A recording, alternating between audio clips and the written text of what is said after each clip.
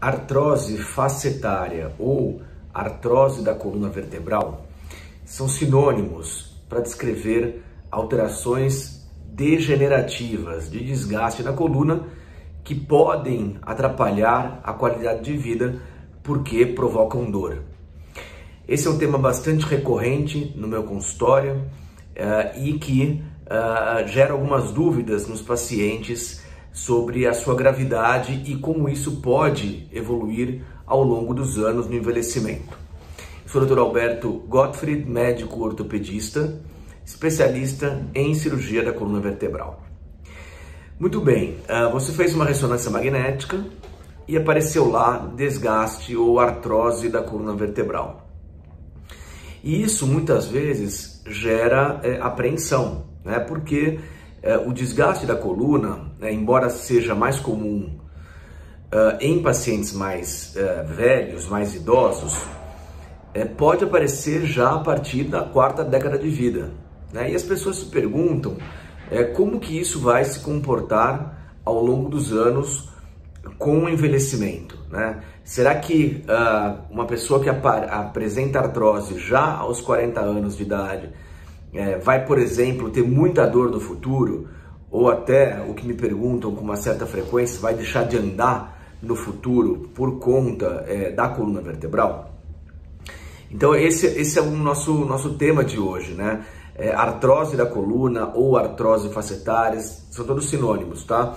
Ou espondilose, né? Bico de papagaio também é um termo popular que está relacionado com o assunto, né? E todos eles dizem respeito ao envelhecimento da coluna. Muito bem, então a primeira pergunta quando que pode aparecer artrose facetária ou artrose da coluna?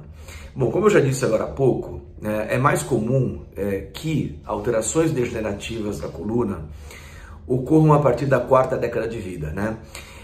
Podem aparecer antes, né, para algumas pessoas que tenham propensão genética a desgastarem os discos da coluna e, consequentemente, o resto das articulações. Eu vou explicar já por que uma coisa está tão ligada com a outra, por que gastar os discos gasta o resto também.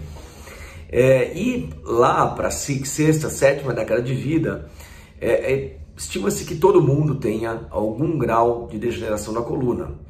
Por quê? Porque a coluna, ela digamos assim, ela tem um desgaste natural do uso, né? Ou seja, a cartilagem que no começo da vida, a cartilagem do disco, né, que é bastante hidratada, cheia de líquido e bastante resistente, ela vai desidratando com o passar dos anos.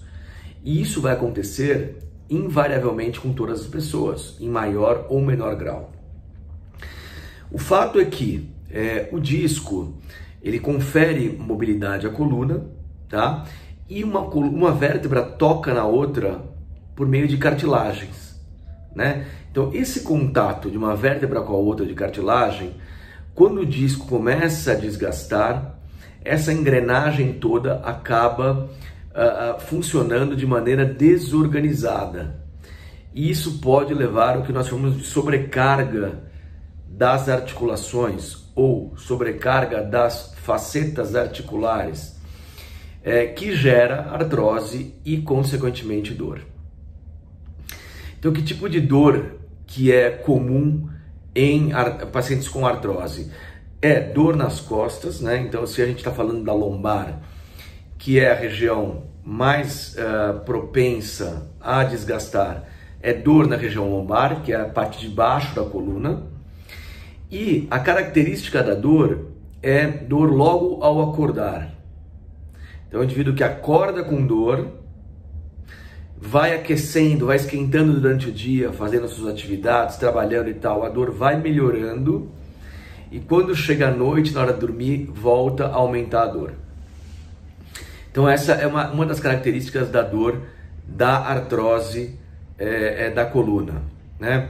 Em geral, não tem grandes irradiações para membros, né? Até pode ter alguma irradiação para a face de trás das coxas, mas que não desce até abaixo do joelho, não é uma ciática típica, é uma falsa ciática, e que em algumas posições do tronco, né, principalmente inclinando a coluna para trás, pioram os sintomas.